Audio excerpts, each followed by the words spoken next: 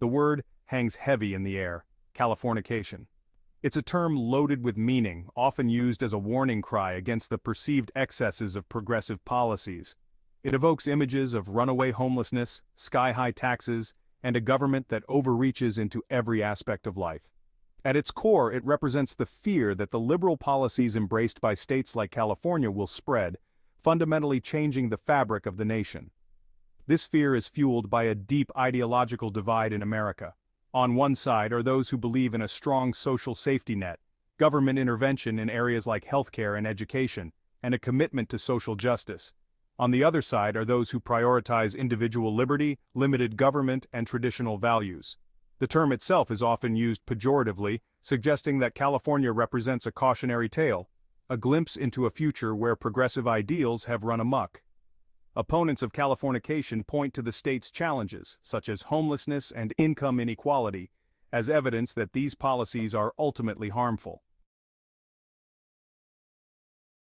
Kamala Harris and Tim Walz, prominent figures in the Democratic Party, have become lightning rods in the debate over Californication.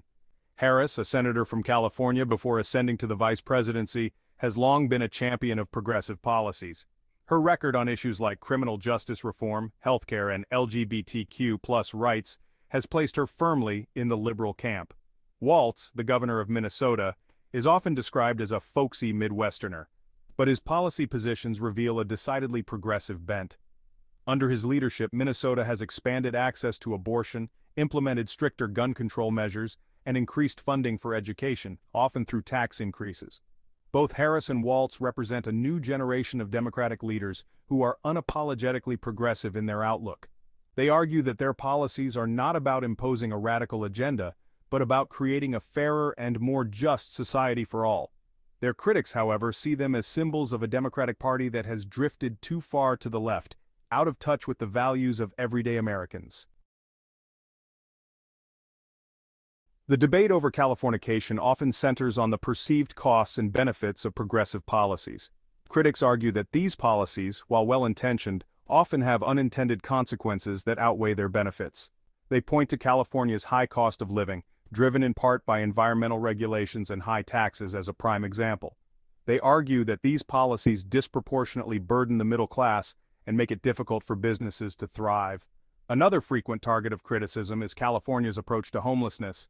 Despite significant spending on social programs, the state struggles with a large unsheltered population. Opponents of Californication argue that this is a direct result of policies that are too lenient on homelessness, such as relaxed enforcement of vagrancy laws and generous social services. They also express concerns about the impact of progressive policies on traditional values. Proponents of these policies counter that these criticisms lack nuance and ignore the complexities of the issues at hand.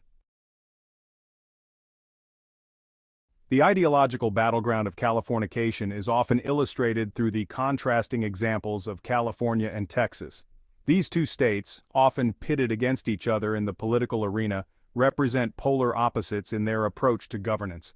California, with its progressive policies and embrace of government intervention, stands in stark contrast to Texas, a bastion of conservatism known for its low taxes, light regulations, and emphasis on individual responsibility. This contrast is evident in their respective approaches to a range of issues. On climate change, California has been a national leader, implementing ambitious policies to reduce greenhouse gas emissions and promote renewable energy. Texas, on the other hand, has prioritized its oil and gas industry, often challenging federal environmental regulations.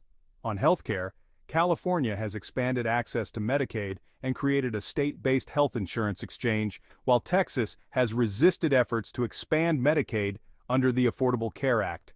On gun control, California has some of the strictest gun laws in the nation, while Texas has loosened restrictions on gun ownership, allowing permitless carry of handguns. These contrasting approaches reflect the deep ideological divide that permeates American politics. The Californication debate, with its focus on the spread of progressive policies, raises profound questions about the future of American politics. Will the nation continue to grapple with this ideological divide, or will we find a way to bridge the gap and forge a path forward? Will the federal government play a more active role in shaping social and economic policy, or will states' rights prevail? The answers to these questions remain uncertain. What is clear, however, is that the stakes are high. The outcome of this debate will have far-reaching consequences for generations to come, shaping everything from the environment and healthcare to education and social justice. As the nation navigates this pivotal moment, it is essential to engage in thoughtful and respectful dialogue. We must move beyond simplistic labels and engage with the complexities of the issues at hand. Only then can we hope to find common ground and build a more just and equitable society for all.